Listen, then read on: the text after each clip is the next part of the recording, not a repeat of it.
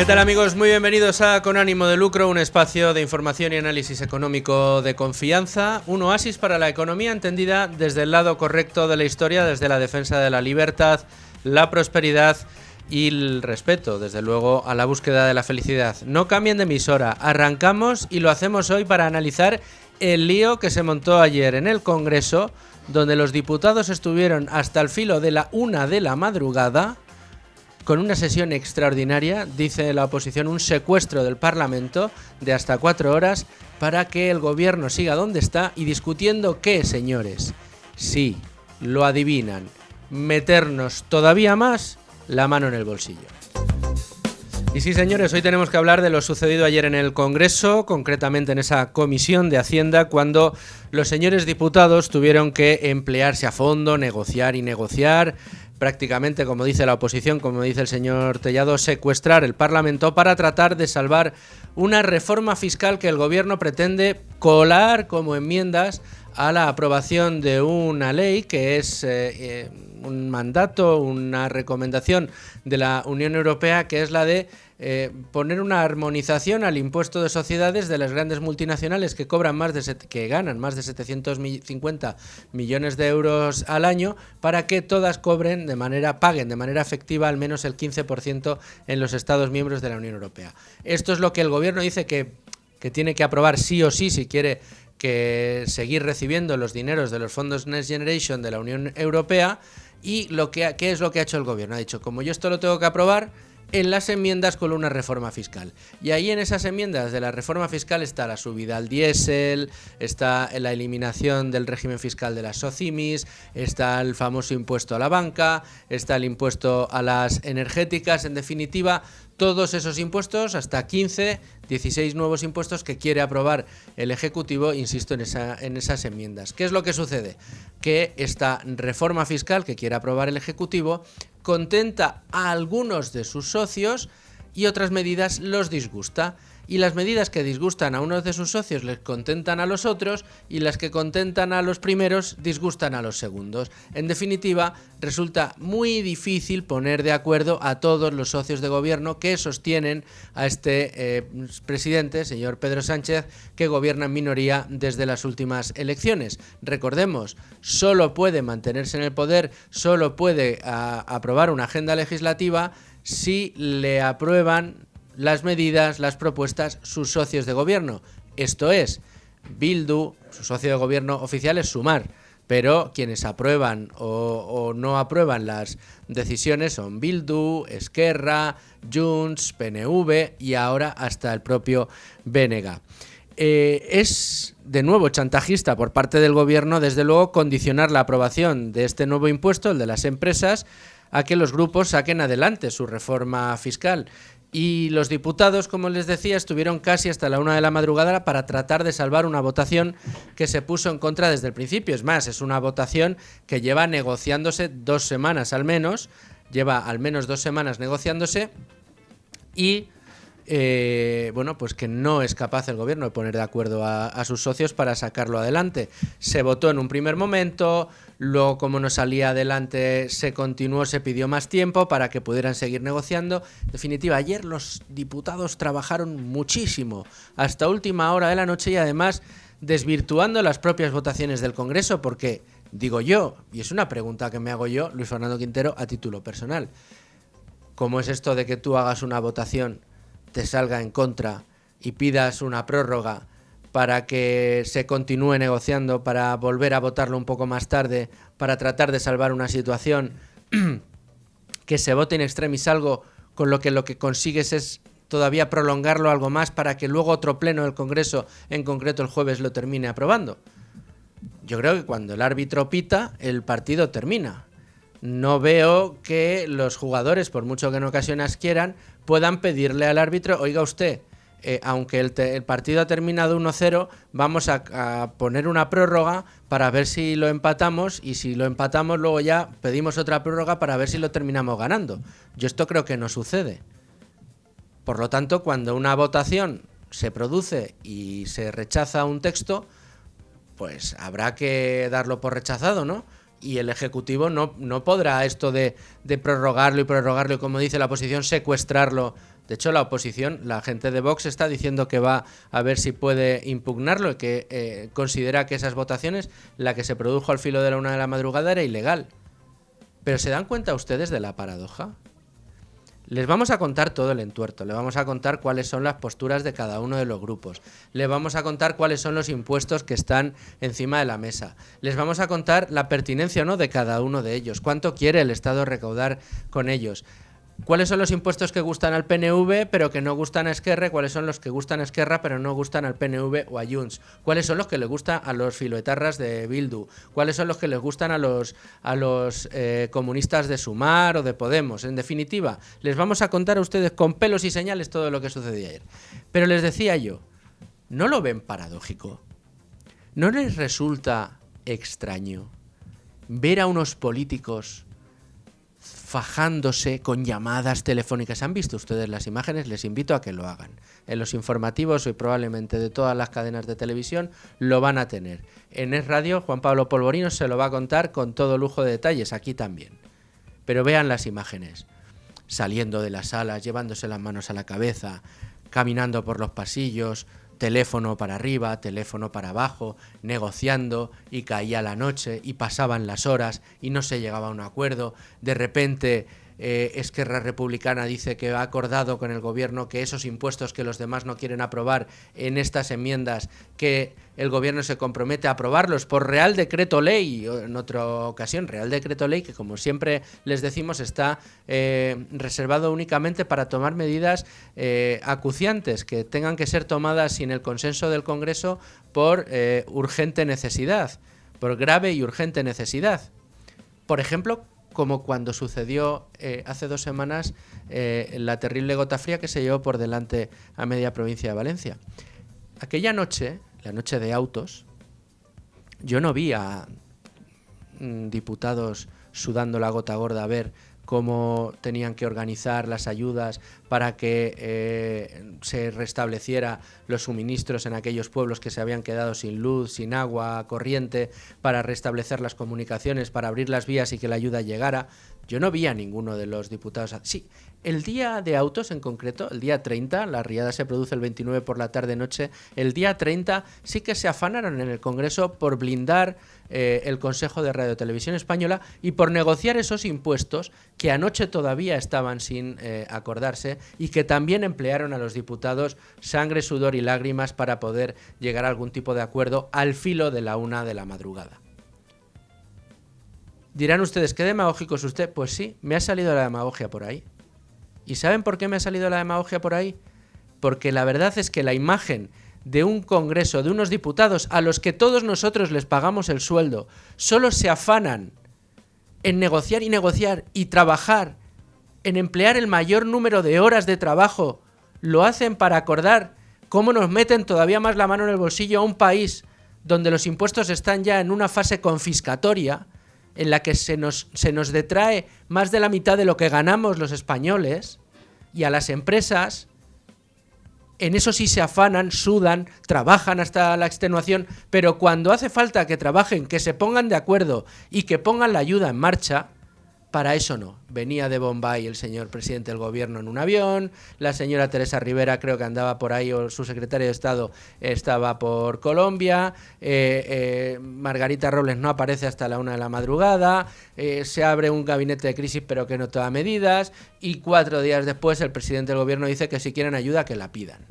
Ahora bien, para meternos la mano en el bolsillo, las horas que hagan falta, señores. Las horas que hagan falta con nocturnidad y alevosía si es necesario. A esas horas sí hay que estar ahí trabajando y dando el callo. Y el señor presidente del gobierno, no, negociad hasta que haga falta, porque no me podéis tirar una nueva enmienda ni una nueva ley, porque si no va a quedar más en evidencia mi minoría parlamentaria y mi imposibilidad de hacer un gobierno y de llegar a acuerdos y sacar leyes. ¿Qué es lo que le pasa al presidente del gobierno? Eso sí le preocupa, parece, al señor presidente del gobierno. Para eso sí que hay que echar todas las horas del mundo y más. Ahora, para ponerse de acuerdo y ayudar cuando una gota fría se lleva por delante media provincia en España, como gobiernan los del PP allí, pues ya así eso nos reunimos mañana. Ahora, para aprobar los impuestos, ahora. Me sale la demagogia porque es indignante lo que estamos viendo. Hoy les vamos a contar todo, pero antes, ¿qué les parece si echamos un vistazo a la portada de Libre Mercado?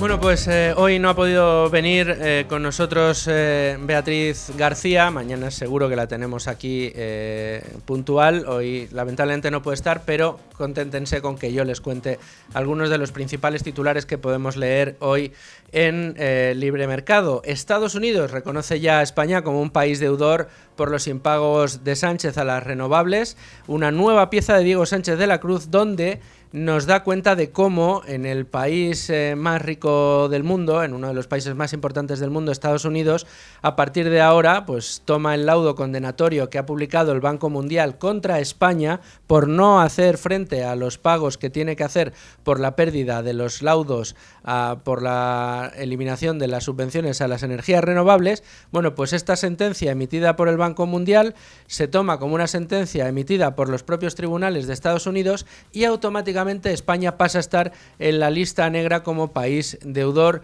pues insisto, por estos impagos que ya nos están costando más que los propios compromisos de pago que tendríamos que haber atendido. Muy importante esta pieza de Diego Sánchez de la Cruz hoy en Libre Mercado. También tenemos una pieza de Carlos Cuesta de ojo cómo nos está quedando el país, cómo nos está quedando España concretamente en el mercado laboral.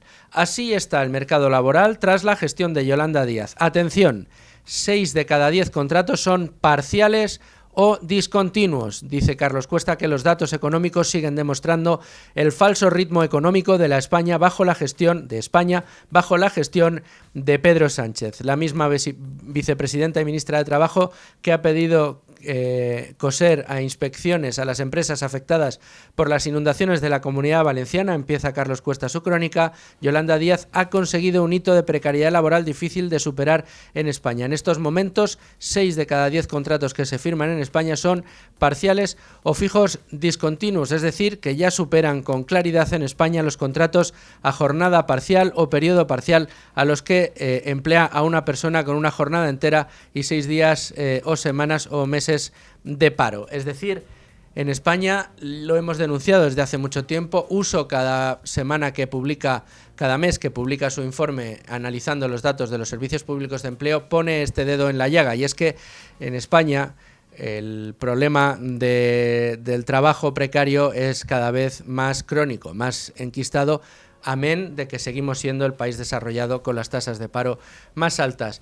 Y un último asunto que les cuento de la portada de Libre Mercado en el día de hoy es el de que ni bulo ni asusta viejas, una crónica de Sandra León que nos cuenta cómo los propietarios están destapando la realidad de la ocupación y sacan los colores al gobierno. Podemos, Sumar, Esquerra Republicana y Bildu se ausentaron este lunes de la comparecencia del portavoz de la plataforma de afectados por la ocupación en el Congreso. Es decir, que no solo niegan que exista el fenómeno, sino que cuando aquellos afectados por el fenómeno de la ocupación vienen a hablar y a denunciar la realidad de lo que están viviendo, estos diputados se ausentan. Una crónica de Sandra León que, como todas las suyas, merece la pena ser leída.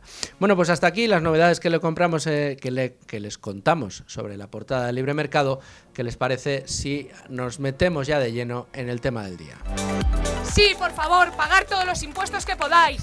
En Es Radio Libre Mercado, con ánimo de lucro, con Luis Fernando Quintero. Bueno, y les he prometido que les vamos a dar todos, con todo lujo de detalles, todo lo que sucedió ayer en el Congreso hasta la 1 de la madrugada. ¿Y saben quién estuvo pendiente de todo eso? Bueno, pues nuestra compañera de los servicios informativos de Es Radio, Leticia Barquín. ¿Qué tal, Leticia? Buenas tardes. Buenas tardes. Anoche se vieron las consecuencias de llegar sin los deberes hechos. El Gobierno intentó in extremis atar los apoyos del bloque de investidura para sacar adelante la reforma fiscal, utilizando, según los partidos de la oposición, de forma caciquí la sesión de la Comisión de Hacienda, que tuvo numerosos parones e incluso un receso de más de 4 horas. Un tiempo que los socialistas aprovecharon para otorgar cesiones a sus socios a cambio de su apoyo, aunque su incapacidad para ahondar mayorías se ha hecho más que palpable. El PSOE pactó en el último instante con Esquerra, Bildu y el BNG para sacar adelante el dictamen europeo que fija un impuesto mínimo del 15% a las multinacionales. Los socios de Sánchez han decidido dar su apoyo a esta ley a cambio de prorrogar por Real Decreto Ley el impuesto a la banca y las energéticas un año más. Un brindis al sol que Podemos describe como papel papel mojado, ya que el PSOE pactó suprimir este impuesto con el PNV y Junts. A lo largo de la sesión de más de 8 horas se ha aprobado la subida del IRPF para las rentas del capital superiores a 300.000 euros o gravar los vapeadores. Quedaron fuera de la reforma fiscal los impuestos a los seguros privados, SOCIMIS y el 21% del IVA a los pisos turísticos, así como el impuesto a los bienes de lujo. Medidas que formaban parte del acuerdo PSOE y Sumar y que no han logrado pasar este primer filtro. Bueno, un filtro que se salvó in extremis mediante esa argucia que nos contaba Leticia Barquín, pero que, no obstante, tiene que someterse a votación el próximo jueves. Muchas gracias, Leticia, por este resumen que nos has hecho de lo que fue la noche maratoniana de ayer, pero vamos a ir de nuevo a seguir analizando poco a poco. Nos contaba Leticia Barquín cómo ha quedado, es decir, lo que se ha sacado del acuerdo de las enmiendas. Rubén Folguera, ¿qué tal? ¿Cómo estás? Buenas tardes, ¿qué tal? Pero, ¿cuál es el análisis de la situación ahora mismo? Minuto y resultado. Bien, la cuestión es que hay que partir del hecho de que el Gobierno, debido a una directiva de la Unión Europea que obliga a gravar con el 15% sobre los beneficios de las multinacionales, lo que está tratando de hacer es pues meter con ello un montón de subidas de impuestos, lo decía Leticia Barquín, en distintos ámbitos. Además, eliminar la exención del régimen fiscal especial de SOCIMIS, por ejemplo, ¿no? O meter impuestos al diésel, a las grandes fortunas, al lujo, etcétera. O sea, lo típico de este gobierno, sobre todo por los apoyos que tiene, ¿no? Y los socios de gobierno, que al final son muy diversos y, hombre, quitando a lo mejor, si somos puristas y hablamos del PNV, pues el PNV no se puede decir que sea de extrema izquierda, pero bueno, siempre tienden a pactar con el PSOE y a tirar hacia subidas de impuestos, naturalmente. Entonces, hay ahí un problema precisamente con los socios, porque hay algunos que quieren una cosa, otros que reclaman otra, y una de las claves está en el impuesto a las energéticas. Porque, bueno, todos sabemos, ¿no?, que el gobierno ha decidido, es lo que está de momento en vigor, continuar y dejar como permanente el impuesto a la banca, al menos por 3 años, y en un primer momento decidió excluir a las energéticas de esto, es decir, terminar con el impuesto. Pactó con Junts. Sí. Junts le obligó, pues, puesto que Repsol, entre otras energéticas, ya había advertido, claro, que de continuar este impuesto, evidentemente las inversiones que tenía previstas, planeadas en Cataluña y País Vasco, se las llevaría a Portugal, por ejemplo, que es donde ha abierto la nueva fábrica que ha puesto en marcha Repsol, la última que ha puesto en marcha hasta ahora. Y entonces, claro, en Junts dijeron, hombre, voy a justificar yo ante mi electorado que he votado a favor de la norma que hace que Repsol saque sus inversiones de Cataluña. No. Esto no me lo puedes aprobar, claro, dijo Junts. Y entonces el gobierno decidió, vale, pues decae este impuesto, pero el de la banca continúa. Bueno, el de la banca, el del diésel y todos los demás que están encima de la mesa. Claro, y frente a esto, el resto de socios, como el BNG, Esquerra Republicana, Sumar, Bildu, pues se opusieron lógicamente y para ellos realmente el impuesto debe aplicarse a todas las compañías energéticas. Entonces ahí el gobierno ha intentado hacer una especie de equilibrio entre ambas posturas, y lo que ha resultado es en una propuesta de, bueno, vamos a mantener durante un año al menos a las energéticas con este impuesto, pero solo aquellas que no sean las que se dedican a invertir en energías renovables. Entonces ahí está un poco la negociación en este aspecto. Pero luego, por ejemplo, tenemos a Sumar, que posiblemente sea el socio de gobierno que más está presionando para incluir todo tipo de gravámenes. Entonces, lo decía Carlos Martín ayer en la comisión precisamente, para ellos el tema del 15% sobre los beneficios de las multinacionales está bien, pero lo ven demasiado poco, porque para ellos debería ser del 21%. De hecho, también hablan de que es necesario hacer una reforma fiscal, no solo un pequeño paquete de medidas tributarias para hacer frente a grandes retos. Fíjate, ellos hablan del cambio climático y para hacer frente a la transición verde y las catástrofes naturales, de los problemas que ellos ven que va a sufrir el estado de bienestar debido a que tiene que hacer frente al aumento del gasto por el envejecimiento de la población, por las políticas sociales que se están implementando. Luego, también hablaban de que esta reforma debería ser estructurada en torno a 3 pilares, que serían la suficiencia de recursos, es decir, aumentar la recaudación, lo que llaman equidad, que no deja de ser gravar a grandes empresas, los patrimonios, a los bienes de lujo, a las herencias, etcétera. También a los apartamentos turísticos, que lo ven muy injusto, o sea, que ven muy injusto que esto exista y que debería toda la vivienda que se alquile, que no sea para fines turísticos, sino para, pues alquiler de uso, digamos, habitual. Y luego también inciden en el tema de las SOCIMIs. Y por último, abogan también por un sistema tributario que sea eficiente, ¿no? Y para ello, pues piden no incurrir en doble imposición, pero no por motivos tributarios, sino por motivos legales, porque puede suponer un problema. Y vamos a escucharle.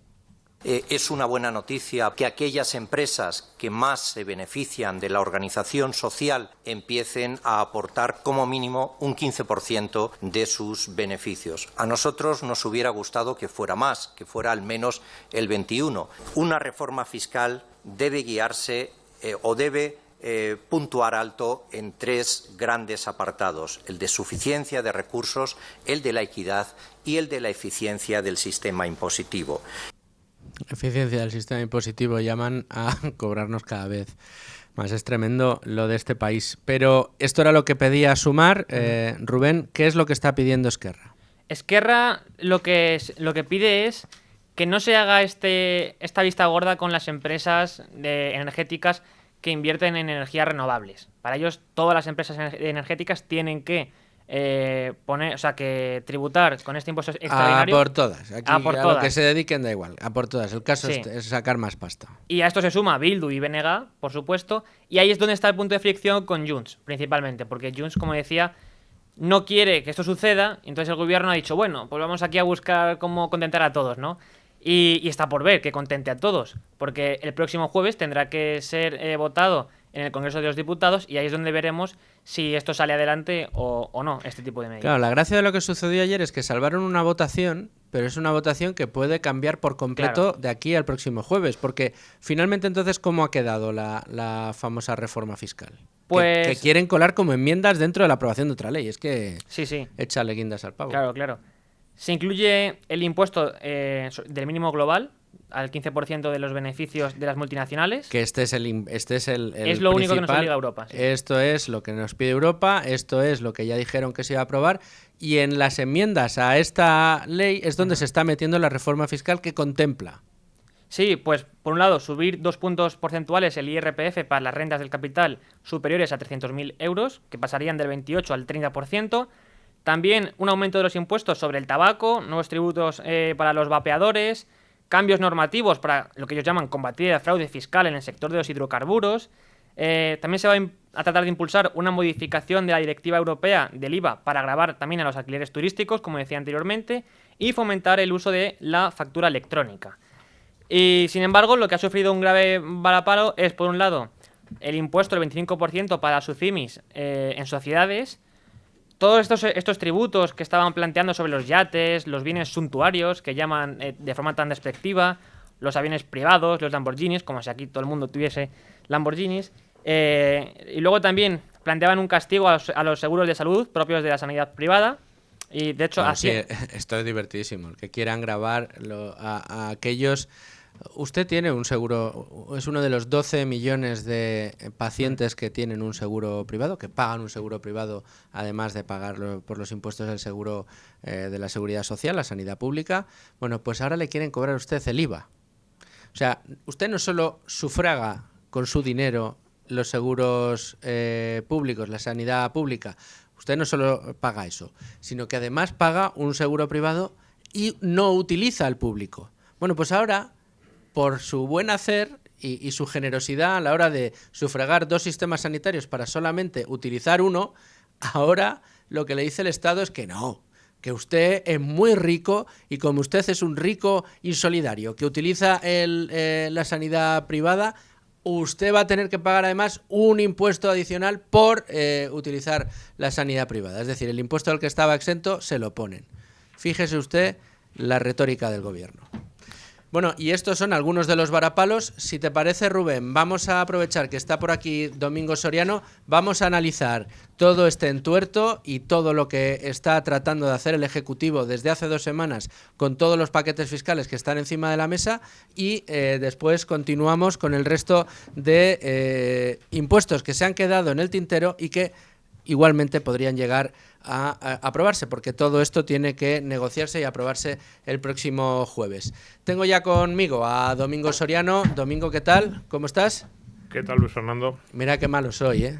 Estás por ahí liado y te hago No pasa nada. le he dicho a nuestro técnico, vete corriendo a buscar a Domingo, que tiene que entrar con nosotros. Estamos analizando lo que sucedió anoche, Domingo.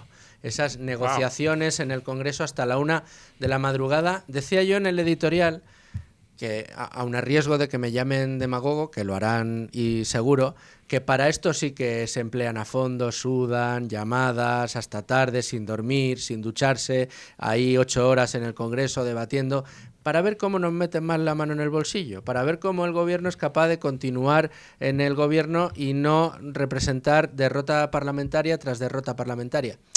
Cuando una gota fría se lleva por delante media provincia, bueno, pues ya llegaré de Bombay, ya me reuniré con quien me tenga que reunir, ya tardaré 4 días en decir qué es lo que se necesite. Señor Mazón, si necesita recursos, pídamelos, formar un gabinete de crisis, en convocar un Consejo de Ministros extraordinario. Perdón, que no se convocó un Consejo de Ministros extraordinario.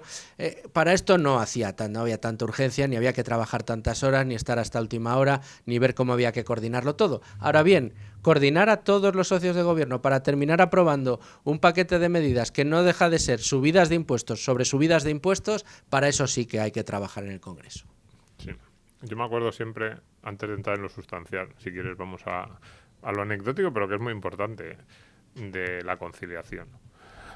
Sí. Porque estos hablan mucho de conciliación, y no es la única, es verdad, yo no estaba ayer, pero comisiones que acaban a las 9, las 10, las 11, de los mismos que luego están diciendo que las empresas privadas, que tienen unos horarios imposibles, que obligan a sus empleados a estar hasta unas horas disparatadas, de esas hemos visto muchas. Y sí, efectivamente, nunca se aplica en el cuento cuando a ellos les interesa, y en esta cuestión de la subida de impuestos, y no solo la subida de impuestos, sino en general, intentar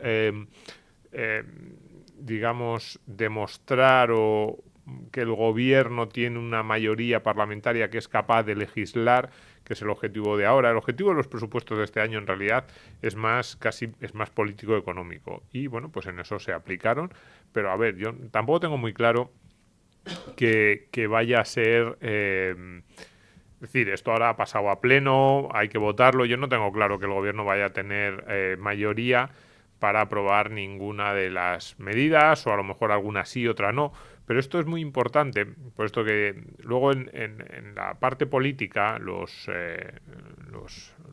medios que tratan la cuestión política se pondrán a analizar cómo de débil o no está el gobierno de Pedro Sánchez. Pero fijémonos desde el punto de vista económico, las implicaciones que esto tiene, desde el punto de vista de la seguridad jurídica, atracción de inversiones, el mensaje que se le está lanzando a las personas que puedan estar planteándose venir a España a invertir, a trabajar.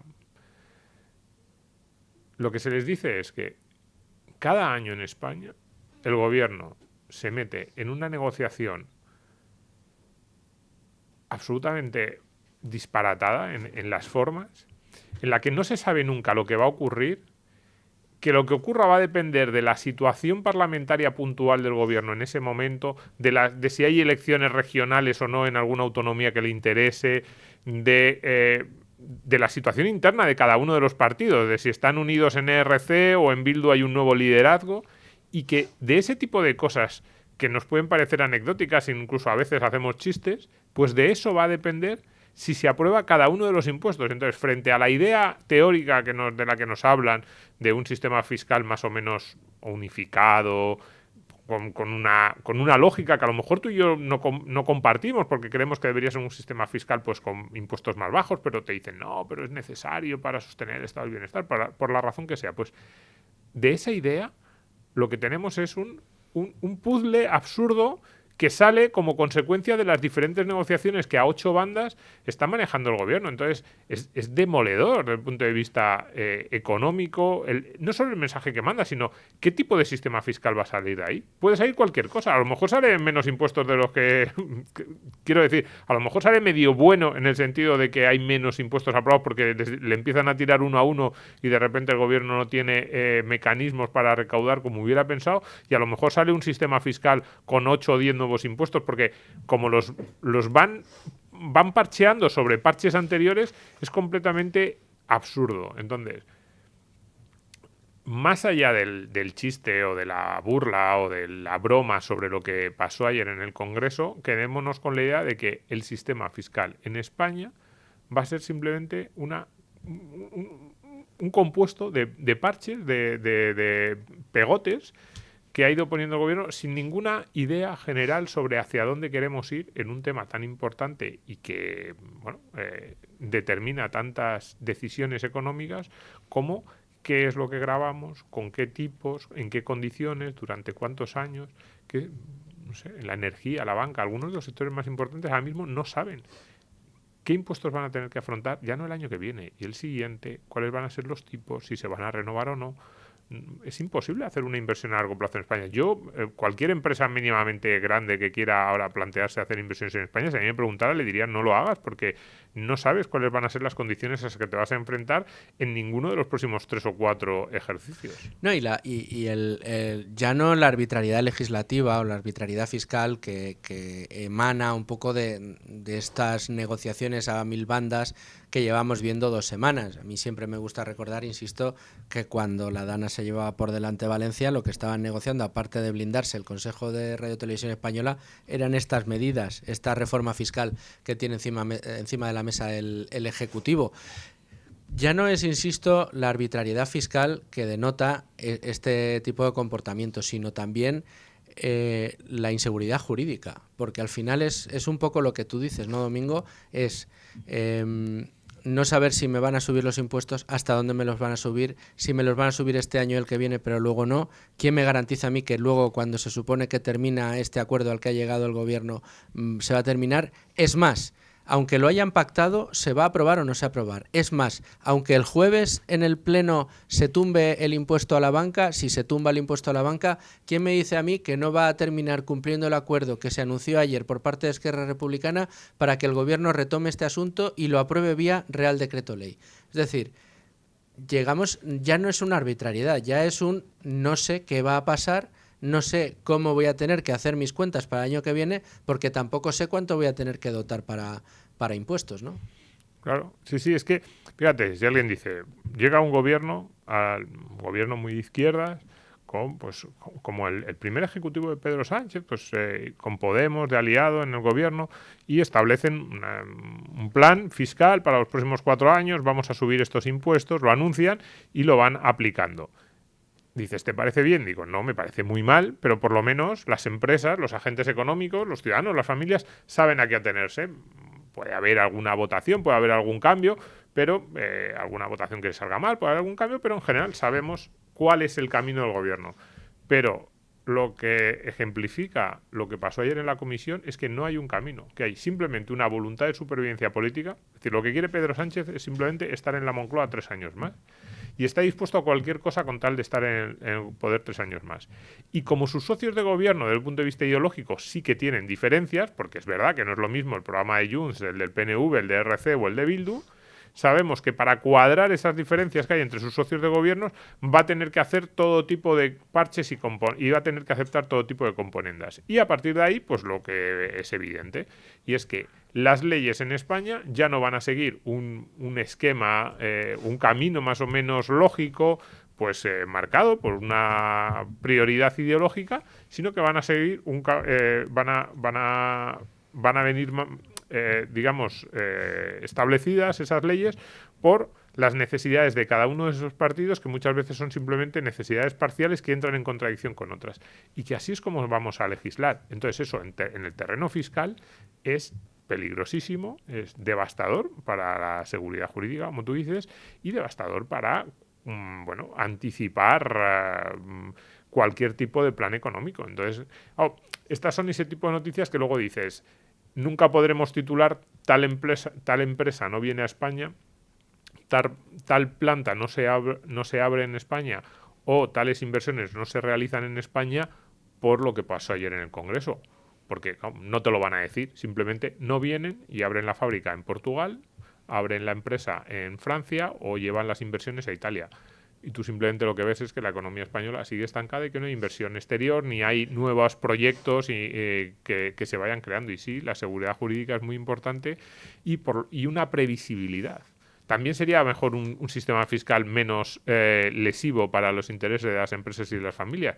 Pero si lo vamos a tener tan lesivo como el que tenemos, por lo menos que sea previsible. Pues tampoco.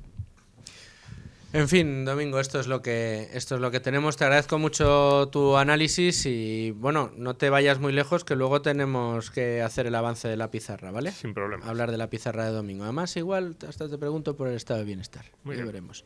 Muchas gracias, Domingo. Rubén, continuamos en este caso analizando todo lo que se ha quedado en el tintero, que, insistimos, no tiene por qué ser definitivo su caída o su decaída en el plan, pero que de momento ayer se quedó para mejor ocasión. ¿Cuáles eran? Teníamos primero el gravamen del 25% para las SOCIMIs en el impuesto de sociedades, es decir, eliminar el régimen fiscal favorable que tienen las SOCIMIs en España.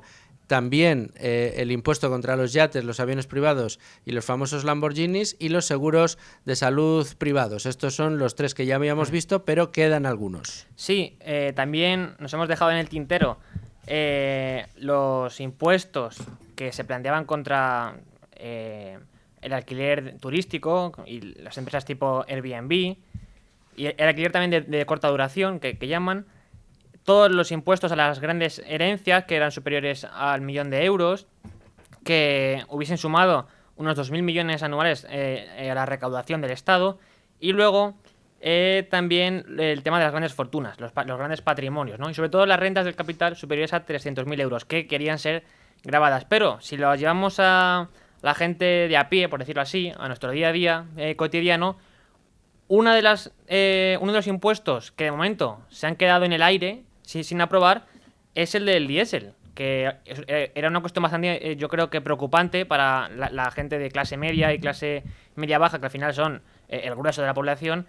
Y es que el gobierno pretendía aumentar en unos 10 céntimos el precio del diésel. Ellos decían que era para equipararlo al de la gasolina, pero de momento, ya digo, ha quedado pendiente precisamente por estas negociaciones.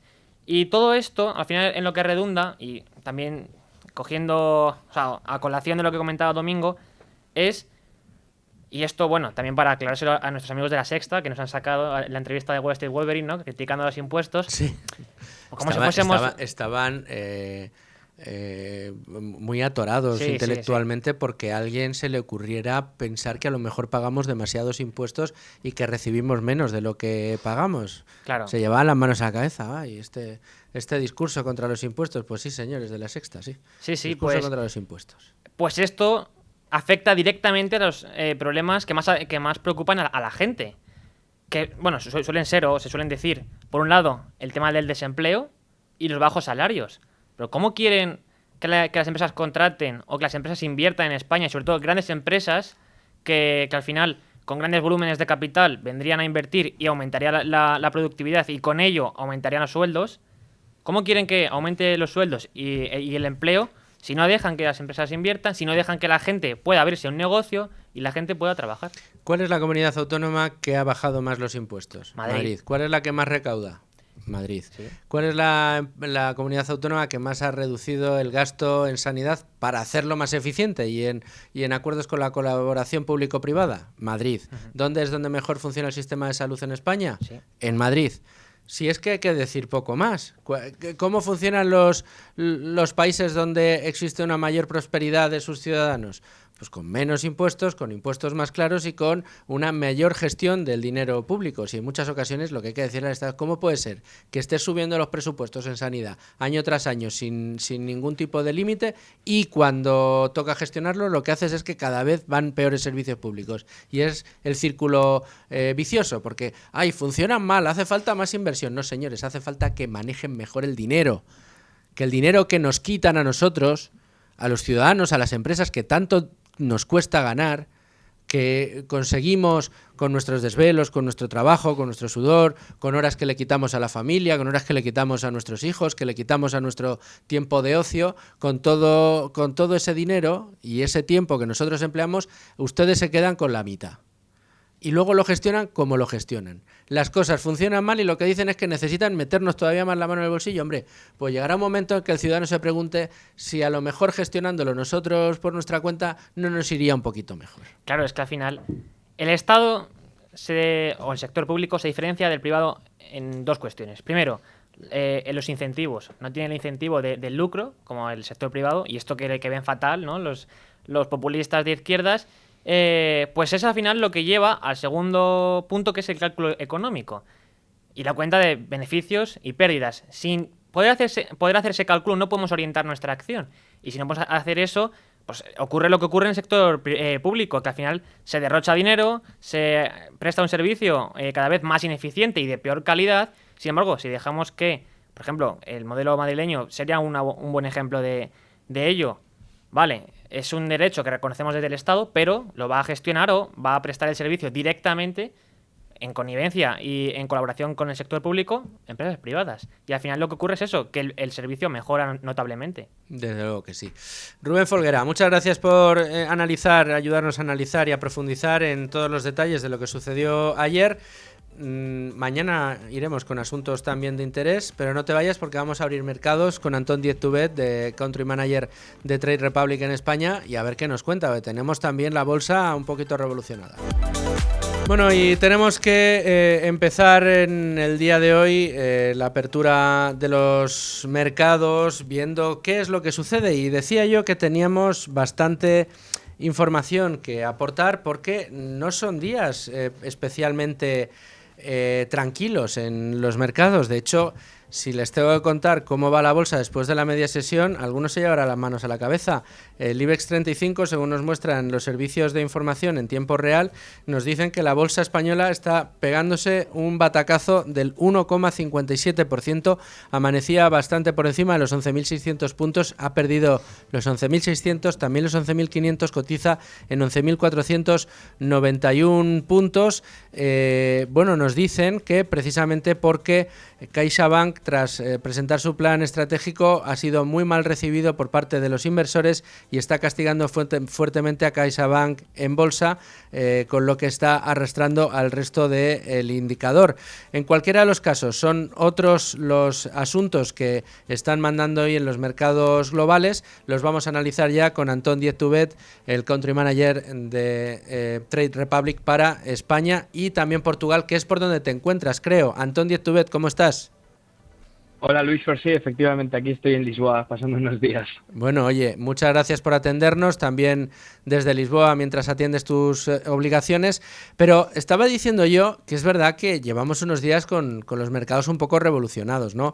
Resulta que el índice de volatilidad de Chicago Board Option Exchange, a menudo denominado por muchos el índice del miedo, ha bajado casi un 40% desde finales de octubre y estamos viendo unos rallies alcistas en renta variable importante.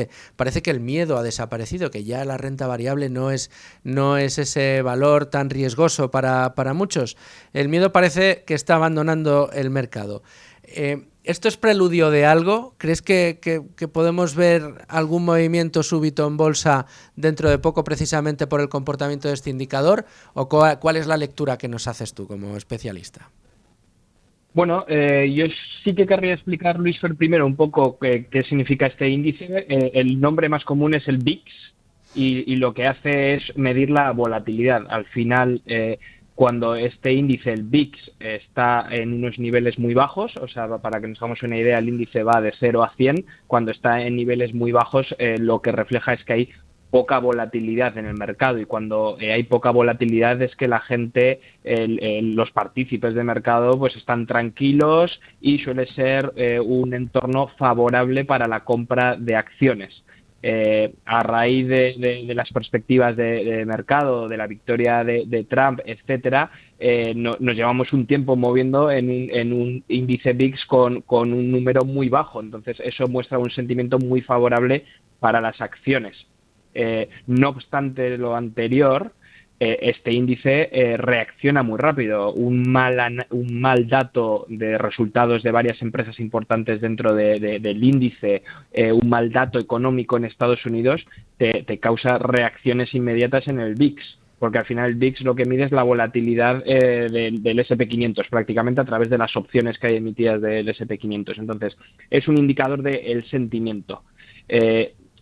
Que sea bajo es favorable, pero también cuando está muy bajo hay como esa cierta sensación de decir, oye, ¿cuándo va a repuntar la volatilidad? ¿Cuál va a ser ese evento que va a hacer que haya un repunte de la volatilidad y que suele ocasionar por la venta masiva de los activos de riesgo y la vuelta a los activos más seguros, ¿no? Eso es un poco la idea de este indicador del miedo, y cuando está muy bajo, pues hay ese favoritismo de compra de acciones, y cuando está muy alto hay una venta masiva de acciones y hay una búsqueda de protección de capital.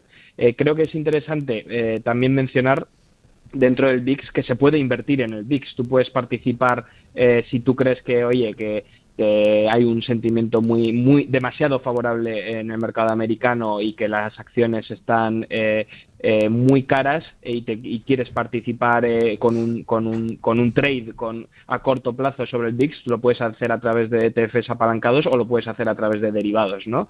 En mi opinión hay que medir muy bien los timings, porque tiene un coste alto de mantenimiento, no es un tipo de operativa que puedas hacer a largo plazo, porque el coste de mantenerte invertido en el VIX es muy alto. Entonces tiene que ser algo muy oportunista, cuando está muy bajo, de decir, oye, yo creo que va a haber un repunte porque los resultados no van a ser buenos, y te metes en la inversión en el VIX. Pero de otro modo es una implementación que a largo plazo no tiene sentido invertir en el VIX. Y por último, en relación al VIX, y para que la gente un poco entienda el significado que tiene, al final tú mides el sentimiento del mercado, y el sentimiento del mercado te indica también el múltiplo que la gente, que los partícipes de mercado están dispuestos a pagar a la hora de invertir. ¿Qué múltiplo es este? Es el price to earnings ratio, es el ratio de precio que estás dispuesto a pagar por los beneficios esperados del S&P 500 en su conjunto. Históricamente ha estado más bajo que ahora se está pagando un múltiplo más alto. La gente está dispuesta a pagar más dinero por invertir en el S&P 500, y eso te da ese sentimiento de cuánto interés hay en las acciones americanas. Está bastante alto ese múltiplo price to earning ratio, y la media ha sido históricamente mucho más bajo. Eso te refleja ese sentimiento, y está en línea con que el VIX esté bajo, ¿no? No sé si me estoy explicando cómo se conectan estas cosas. Si hay un repunte del VIX, hay una venta masiva de acciones, hay un reajuste del múltiplo, ¿no? Los partícipes de mercado no están dispuestos a pagar tanto por las empresas americanas. Sin embargo, es curioso esta reacción del VIX. O sea, esta bajada, digamos, del 40% en el VIX, en este indicador de volatilidad, de miedo, cuando, como tú dices, los múltiplos en el mercado americano están muy altos, ya estaban cotizando muy alto, y de hecho por programas pasados, Antón, no sé si contigo también, pero me suena que sí, ya estuvimos analizando, ya estuvimos comentando cómo existe una cierta no sé si un cierto pronóstico por parte de algunos analistas de que precisamente como el mercado norteamericano lleva con múltiplos tan altos desde hace muchísimo tiempo, pues que se va a producir tarde o temprano una reversión a la media, y es muy probable que en los próximos años, esto lo decía Goldman Sachs, vayamos a irnos a una rentabilidad mucho más baja del S&P 500, cerca del 3% era lo que pronosticaba Goldman Sachs.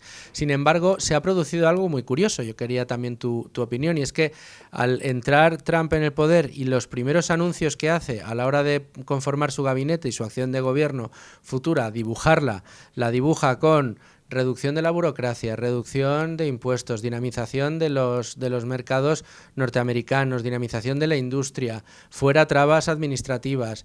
Definitiva, está dibujando una hoja de ruta muy favorable a la generación de negocios y riqueza en Estados Unidos, que yo creo que ha pillado por sorpresa más de uno y parece que se empieza a pensar que a lo mejor ese rally alcista que lleva protagonizando el S&P 500 durante los últimos 10 años todavía le queda recorrido. No sé cuál es tu lectura.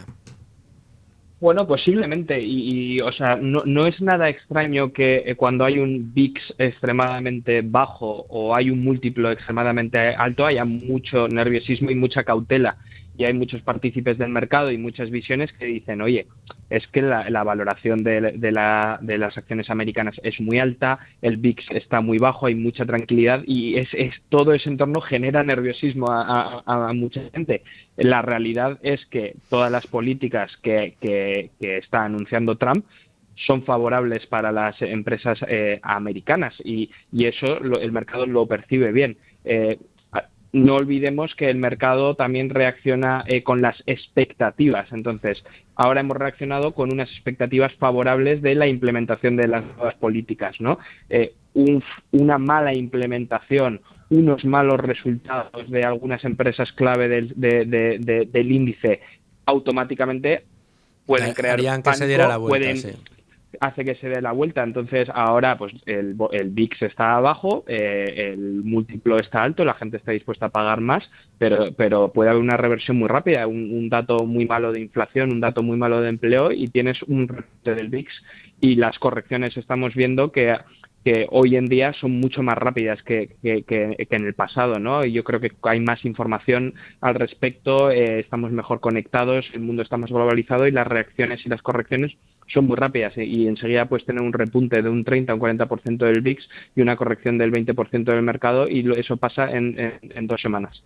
Rápidamente, en un minuto, Antón, ¿y qué hay de las small caps, las que han sido protagonistas años atrás de la atracción de buena parte de la industria de la gestión activa, diciendo el potencial que tenían las small caps? ¿Cómo las ves en Estados Unidos con Trump? Morningstar, el índice de las small caps de Morningstar se ha revalorizado un 6,7%, ¿eh? Sí, bueno, son las grandes beneficiadas de la victoria de Trump. Se habían quedado años atrás hace un par de años se quedaron un poco atrás respecto a los otros grandes índices como el Nasdaq, pero con la llegada de Trump todo lo que él ha anunciado es muy favorable, ¿no? Políticas económicas proteccionistas, eso ayuda al pequeño negocio americano a mantener su cuota de mercado y probablemente expandirse, ¿no? Más tarifas a China y a otras naciones extranjeras, eso puede provocar que la manufactura y la producción vuelva a Estados Unidos, ¿no? Y que eso beneficie pues a los proveedores americanos que son las pequeñas y medianas empresas, ¿no? Y también todos los anuncios de reducción de impuestos a la pequeña empresa, pues obviamente va a suponer una expansión de beneficios y una expansión del múltiplo que se está dispuesto a pagar para este tipo de empresa. Entonces todo lo que se ha anunciado es muy favorable, y de ahí que haya subido muy rápido el índice. Pero aquí, conectando con mi mensaje anterior, las perspectivas son las que te marcan el múltiplo, ¿no? Y ese sentimiento de mercado, una mala implementación, un mal anuncio de resultados, pues puede causarte esa corrección, ¿no? Pero por ahora todo es favorable. Bueno, pues Antón, ahí queda ese análisis. Muchísimas gracias y te veo de vuelta. Un abrazo, pásalo bien por Lisboa. Y como todos los martes tenemos cita con Domingo Soriano. ¿Cómo estás, Domingo? ¿Qué tal, Luis Fernando? Siempre ración doble, eres nuestro experto de cabecera los martes y además te quedas un ratito más aquí con nosotros haciéndonos compañía y hablando de temas de los principales que habéis tratado en vuestras pizarras, en esas pizarras de Domingo Soriano que hacéis Nuria Richard y tú, y que, bueno, pues como todos sabemos, tienen tantísimo éxito. Yo, en lugar de hablar de unas y otras, he decidido que vamos a hablar de los temas así globales más llamativos, más importantes de los que habéis tenido en las pizarras. Y te proponía yo, cuando te he visto esta mañana, oye, Domingo, ¿por qué no hablamos hoy del famoso estado del bienestar que todo lo justifica, que está detrás de muchas de las decisiones más nocivas para el sector productivo de un país como es España, pero que parece que todo lo puede y que nadie puede negarse a él? Sin embargo, muchas veces las críticas llegan desde esta frase tan hecha del bienestar del Estado, el estado del bienestar, que es realmente si estado de bienestar o bienestar del Estado, y finalmente si se puede estar en contra del estado de bienestar, aunque lo hayan llamado de esa manera. Sí, hombre, claro que se puede estar en contra. De hecho, es sano estar en contra. Bueno, yo estoy bastante en contra, en general, de la mayoría de las políticas públicas que se resguardan bajo el paraguas del estado del bienestar, incluso de algunas de las que se plantean como más imprescindibles o más necesarias, porque al final el estado del bienestar, una de las primeras críticas que se le puede hacer es que casi nunca nos cuentan la verdad en el sentido de qué es lo que va a tener que hacer, porque siempre la excusa es sanidad, educación, educación, sanidad, ¿no? Y, bueno, la parte que tiene que ver con las pensiones, aunque eso es matizable, porque, bueno, se plantea si es un esquema contributivo, etcétera, ¿no? Pero lo que es financiado únicamente con impuestos, parece que siempre la justificación es esto va para sanidad, para educación, y lo primero que a mí me gustaría decir es si aceptamos eso, por lo menos entonces que solo vaya para eso, o que se discuta políticamente y que se discuta de forma pública a qué estamos destinando el dinero, sin que todo parezca que entra dentro de ese paraguas de sanidad y educación, porque si solo fuera sanidad y educación, pues por ejemplo el Estado español, y sin contar obras públicas o defensa, es decir, simplemente las categorías que se engloban dentro de ese tipo de gasto que llaman gasto social, si quitásemos todo lo que... o sea, si solo lo dejásemos en sanidad y educación y quitásemos todo lo demás, probablemente nos ahorrábamos 3, 4, 5 puntos del PIB, que no está nada mal.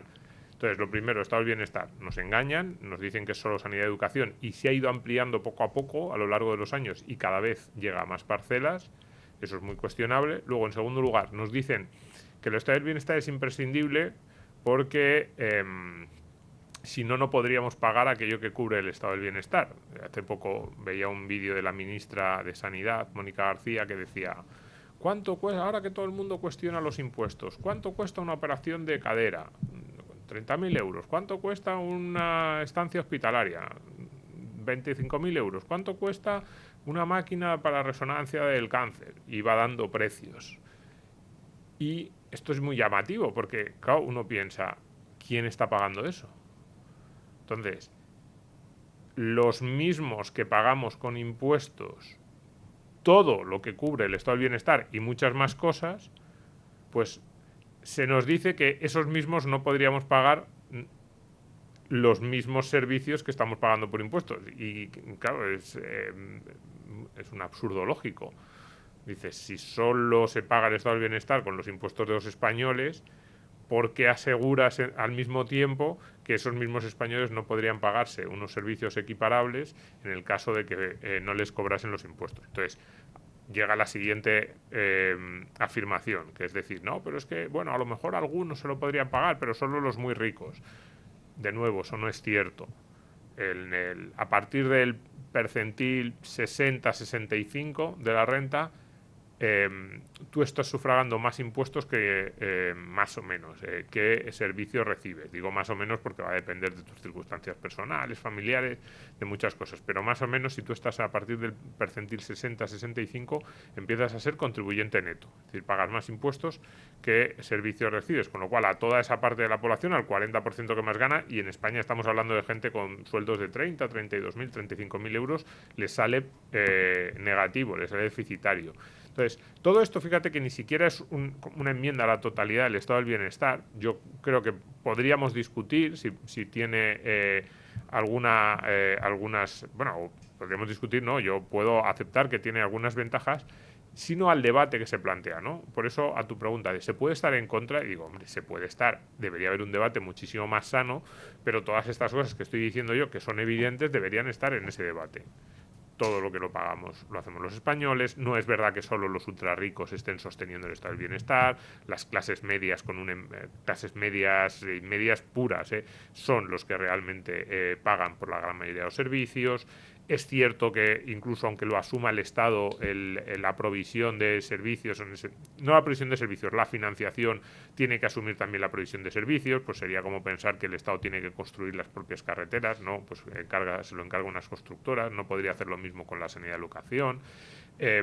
Esquemas tipo cheque escolar o cheque sanitario, ¿por qué no ni se plantean en España cuando son lo que funciona en otros países? Por cierto, algunos de los que tienen los estados de bienestar más celebrados del mundo. Entonces, a mí todos estos elementos me gustaría que estuvieran mucho más presentes en el debate y efectivamente no lo están porque te dicen, si quieres reducir los impuestos, te quieres cargar el estado del bienestar, quieres que los pobres se mueran de hambre, de sed y de no poder recibir atención médica. Y no hay ninguna otra forma de proveer de esos servicios que la que tiene actualmente el Estado español, que es realmente bastante mejorable. Y luego se da una circunstancia adicional a esto que comentas, Domingo, y es la falta de exigencia por parte de la población que paga esos impuestos y recibe esos servicios, de la manera en la que se gestionan esos servicios y en la que se gestiona el dinero que pagan por él. Parece que la única manera de mejorar algo que no funciona muy bien, la manera de mejorar la sanidad, ¿no? ¿Cuál es la queja habitual en la sanidad? Que tenemos unas listas de espera muy grandes. ¿Qué hay que hacer? ¿Cuál es la solución que dan siempre los políticos? Es que hay que invertir más en sanidad. Hay que dedicarle más dinero a la sanidad. Pero nadie le dice a los políticos, es que ni siquiera desde los partidos de la oposición se plantea, oiga, a lo mejor resulta que el problema es que se está malgastando el dinero, que no se está gestionando los recursos económicos que tenemos lo suficientemente bien y por lo tanto cada vez tenemos una estructura más cara y más ineficiente. Intentemos hacer más eficientes los servicios públicos para que cada vez podamos tener más con menos. Oye, el progreso también va de eso, ¿no? De que cada vez podamos tener servicios mejores a menor precio. Bueno, pues parece que todos los que provee el Estado es al contrario. Siempre funcionan mal y cada vez piden más dinero para tratar de que funcionen mejor y cada vez que se llevan más dinero siguen funcionando mal. Con lo cual, ¿por qué crees tú que sucede esto? Que sucede esto de que no se le exija al administrador, al gobierno en este caso, al Estado, que emplee mejor los recursos. Bueno, desde el punto de vista de la lógica política tiene todo el sentido que se plantea así. Ellos lo que quieren es tener más poder y en ese sentido pues una burocracia creciente a ellos les otorga más poder y más control. Es verdad que lo del gasto estamos hablando, fíjate, mucho sobre los términos del debate y quizás la parte del gasto sea de las más viciadas, ¿no? Porque se plantea el gasto como si fuera un fin. De hecho, muchas veces lo vemos, por ejemplo, en la Comunidad de Madrid se dice, la Comunidad de Madrid ha reducido el gasto en sanidad. Sin entrar en si es cierto o no es cierto, uno debería pensar, ¿y cuáles son sus métricas? Porque son bastante buenas. Por ejemplo, en listas de espera, en esperanza de vida, que es la principal métrica sanitaria, pues Madrid es la primera región de Europa. Entonces alguien debería decir qué buenos son la consecuencia lógica sería decir qué buenos son los gestores de la Comunidad de Madrid que gastando menos por habitante que los de otras regiones tienen mejores métricas. Pues no, simplemente el hecho de que gasten menos ya se les... Esto es impresionante. Se plantea como una crítica absoluta. Y, en segundo lugar, es evidente, la gran crítica que se le puede hacer al estado del bienestar es que está cada vez más alejado del usuario. Es decir, en todos los demás bienes y servicios, el que paga es el que recibe el bien y servicio y entonces exige que cada vez sea mejor y cada vez más barato. Y pensemos en alimentos o en ropa. Cada vez tenemos mejores alimentos con una oferta más amplia por un precio más barato. Sin embargo, en sanidad y en educación pasa algo contrario. Cada vez es más cara y la sensación que tenemos en muchas ocasiones es que el servicio cada vez es peor. Para mí, sacar al Estado del bienestar y de ese tipo de servicios para mí el gran objetivo debería ser ese, que consiguiéramos las mismas mejoras de eficiencia y de ahorro que en otros muchos bienes y servicios que consumimos y que cada vez son mejores. Bueno, pues ahí queda esta nueva pizarra aquí en Con Ánimo de Lucro. Muchas gracias, Domingo. Te veo la semana que viene. Bueno, es el día y la hora de seguir rellenando nuestra estantería de libros, completando esta biblioteca que vamos haciendo cada semana de Con Ánimo de Lucro, y lo hacemos siempre con el profesor José Ruiz de Alda. ¿Cómo estás, profe? Pues encantado de estar aquí, como siempre. Bueno, el placer es mío, como todas las semanas, eso sí que no te lo dejo. El placer es para mí, porque es un gustazo tenerte aquí. Vamos a recordar, eres asesor de CIMA, además de profesor de la Universidad Francisco Marroquín, ávido lector, y como tal, como profe y como asesor, pues nos vas trayendo títulos que vayamos a ir colocando en esa estantería. Libros, como siempre nos gusta decir, que despiertan, libros que nos hacen conocer un poco más, que nos hacen un poquito más libres, un poquito más felices. Y hoy traes uno, además, dentro de esa colección que hay de los pequeños libros. En esta ocasión es de Pat Dorsey y es, además tiene un título muy chulo, porque es el pequeño libro que genera riqueza. Y yo te pregunto, ¿genera riqueza un libro tan pequeñito? Porque además este es muy asequible, es no es especialmente grueso. Pues sí, y mucha, en mi opinión. De hecho, ahora que lo mencionas, pues yo en mis clases de análisis fundamental y value investing en la Universidad Francisco Marroquín siempre utilizo parte de lo que se explica en este libro para mis alumnos, y bueno, y en mi trabajo, y me consta que muchísimos gestores profesionales utilizan las enseñanzas de Pat Dorsey sobre ventajas competitivas y negocios, o sea que sí, muy útil, sin duda alguna. Quien te acabe de escuchar y sea oyente habitual de Tu Dinero Nunca Duerme, esto de las ventajas competitivas y tal, les suena, porque ha salido, vamos, en el 99% de los programas que hemos tenido, sobre todo cuando los gestores que vienen nos explican tesis de inversión. Vamos a recordar el título: El pequeño libro que genera riqueza, la fórmula definitiva para encontrar inversiones excelentes. Está escrito por Pat Dorsey, hay una versión de Deusto, traducido por un amigo de este programa, por un amigo de esta casa y personal también, yo creo que tuyo también, Pablo Martínez Bernal, lo traduce para Deusto, es decir, doble motivo para comprar el libro.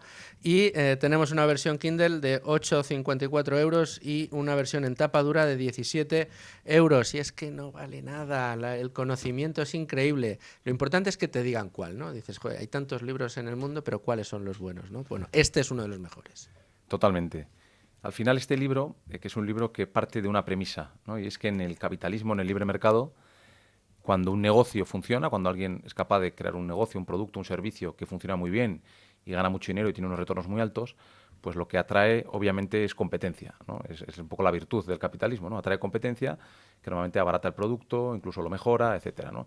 Entonces, básicamente la premisa de este libro es que el capitalismo funciona, pero hay negocios que por una razón o por otra pues se construyen con unas fortalezas que hace que no sea tan fácil para la competencia quedarse con su negocio. Y por lo tanto, sus rentabilidades no caen a medida que entra competencia, sino que son capaces de tener rentabilidades más altas que la media de los negocios y de las compañías durante mucho más tiempo, ¿no? Digamos que son como superempresas o compañías que tienen ventajas competitivas en ese sentido y les hacen pues dar rendimientos mucho más altos durante mucho más tiempo, que no deja de ser un sinónimo de riqueza, ¿no? Por eso dice el pequeño libro que genera riqueza, porque...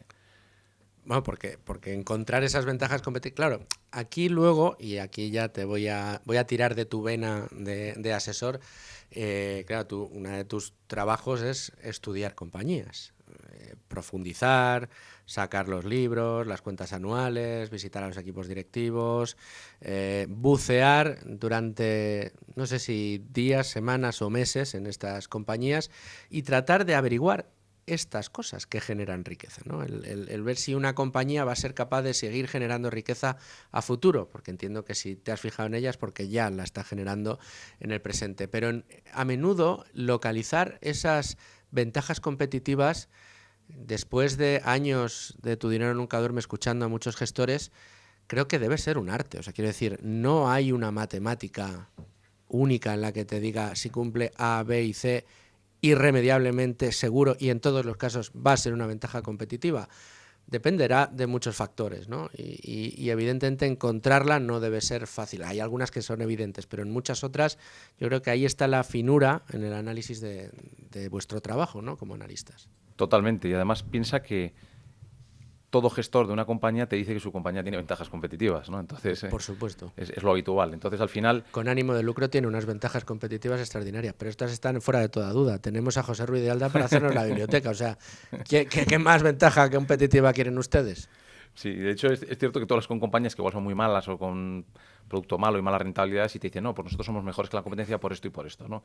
Al final, yo siempre explico a mis alumnos que lo primero es que este libro es un libro muy cualitativo, o sea, habla de los negocios y de por qué un negocio es bueno o malo y no tanto de los números, ¿no? Entonces, pero yo siempre explico a mis alumnos que, claro, si un negocio identificas que tiene unas ventajas competitivas, eso se tiene que materializar luego en unos números, porque si haces algo mejor que la competencia, se tiene que materializar en que eres capaz de obtener mejores retornos que la competencia, o mejores márgenes que la competencia, pero si dices que tienes ventajas competitivas y luego miras las cuentas de esa compañía y lo hace mucho peor en términos financieros que los competidores, pues algo va mal, ¿no? O sea, si hablas con Día, la cadena de supermercados, pues igual te dicen que tienen ventajas competitivas respecto a Mercadona, pero luego miras los números de Mercadona y miras los números de Día y te das cuenta que no es así. Y de hecho la evolución de los últimos años ha sido la que ha sido, pues porque Mercadona tiene unas ventajas competitivas que probablemente no tenga Día, ¿no? Como ejemplo concreto. Por lo tanto, es un libro muy interesante porque además no es financiero, no requiere unos grandes conocimientos financieros ni de contabilidad. Es un libro muy cualitativo, muy de entender por qué un negocio tiene una fortaleza y hace que su cliente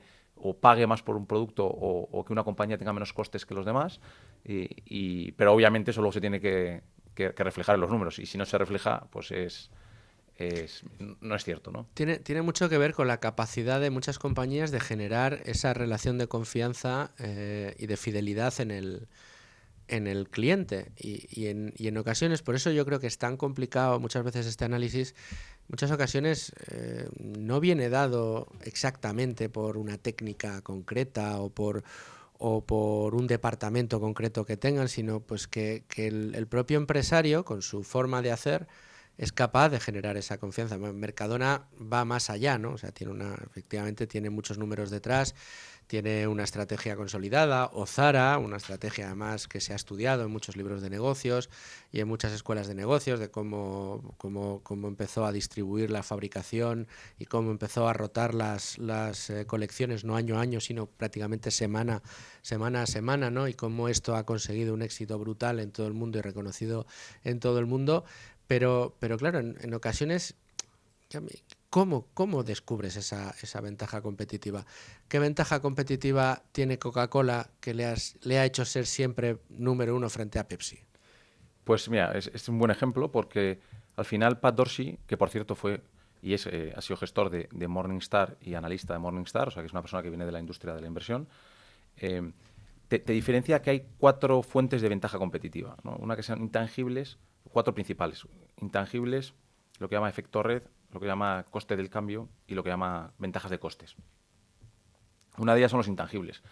Y es porque es muy importante que 3 de esas ventajas competitivas o fuentes de ventajas competitivas implican que una compañía pueda cobrar más por su producto que la competencia. Y luego está la ventaja de costes, pues que es, por ejemplo, una compañía minera, pues que venden el mismo cobre al mismo precio, pero si tu compañía tiene menos costes de extracción, pues ganas más por tonelada, ¿no? Entonces, en el caso de intangibles es una de esas en las cuales pues te explican que eres capaz de hacer que los clientes paguen más por tu producto, ¿no? Que por de la competencia. Entonces hay varios tipos de intangibles. Están las patentes, una patente farmacéutica, pues que le protege y por lo tanto pues puede cobrar un precio superior. Y también están las marcas, ¿no? Y en el caso de Coca-Cola es un ejemplo típico de una marca, ¿no? Que al final es una inversión. Warren Buffett lo llamaba share of mind o tener una cuota en la mente del consumidor, ¿no? A mí me pasa, pues, por ejemplo, con Google, ¿no? Pues yo siempre voy a buscar algo, voy directo a Google. Entonces, para que me cambies a ChatGPT o cualquier cosa, para mí todavía tiene que haber una diferencia abismal porque está inyectado en mí, o sea, está en mi corte cerebral, está ir automáticamente ahí, ¿no? O lo que ha conseguido, por ejemplo, Apple, ¿no? El hecho de que digas, si ya me han dicho que técnicamente este otro móvil de este otro fabricante es técnicamente muy superior al último iPhone que haya sacado la compañía de la manzanita, pero ahí que vas tú a la manzanita. Dices, es que, pues eso, para que a mí me cambies tiene que pasar mucho, ¿no? Por ejemplo, la ventaja competitiva de Coca-Cola se ve muy bien cuando hablamos de Mercadona, ¿no? Mercadona es una cadena de distribución que normalmente se ha caracterizado por tener poco surtido, o sea, poca tipología de productos, no demasiada, o sea, no tiene la variedad que tiene un Carrefour, eso es. en quesos, por ejemplo, pero acumula mucho volumen en cada proveedor, lo cual le da mucho peso a la hora de negociar con el proveedor y quedarse parte de ese margen. Entonces, cuando Mercadona negocia con un proveedor suyo, normalmente pesa mucho en las ventas de ese proveedor y tiene mucho poder contra el proveedor. Entonces puede hacer que sus márgenes bajen, sean más pequeños, le da mucho volumen por otro lado, que también es de negocio, y se va quedando Mercadona esa parte del margen, ¿no? Pues probablemente Mercadona no tiene el mismo poder pues con un proveedor de carne que con Coca-Cola. Probablemente Coca-Cola es de los pocos proveedores en los que Mercadona tiene que tragar y pagar el margen que le pague a Coca-Cola y aguantarse, porque es un producto que tiene que tener, porque es un producto por el cual, por el mero hecho de no tenerlo, puede que el consumidor vaya a otro sitio a comprar, ¿no? Porque quiere tener Coca-Cola, ¿no? Entonces, bueno, eso le pasa con eso y con otras marcas que han conseguido fidelizar al cliente, porque Mercadona efectivamente con los proveedores tiene esa relación y además hace marca propia, es decir, no tienes un surtido de marcas de detergentes pero de refrescos de cola, si tiene la suya, que la comprará poca gente, y tiene Coca-Cola, porque tiene que tener Coca-Cola. Cerveza tiene la suya, pero también tiene Mau, porque como no tengas Mau estás fuera del mercado, ¿no? sí, que es otro buen ejemplo, por cierto, pero al final te das cuenta pues que dentro de Mercadona hay muy pocos proveedores que tengan esa fuerza y Coca-Cola, por ejemplo, lo tiene, ¿no? Pues ahí se ve, ¿no? Ese share of mind, me ha gustado esto de Buffett y que describe muy bien este libro que vamos a recordar es El pequeño libro que genera riqueza, la fórmula definitiva para encontrar inversiones excelentes, de Pat Dorsey, editado por Deusto. Lo pueden encontrar ustedes en Amazon o en cualquier otra tienda donde vendan libros, que lo van a tener casi seguro. José Ruiz de Alda, muchas gracias por darnos un librito más que meter en la estantería. Muchas gracias a ti. Que leerlo y después ponerlo en la estantería. Muchísimas gracias a ti y aquí estaremos aportando piedritas cada semana. Muchas gracias.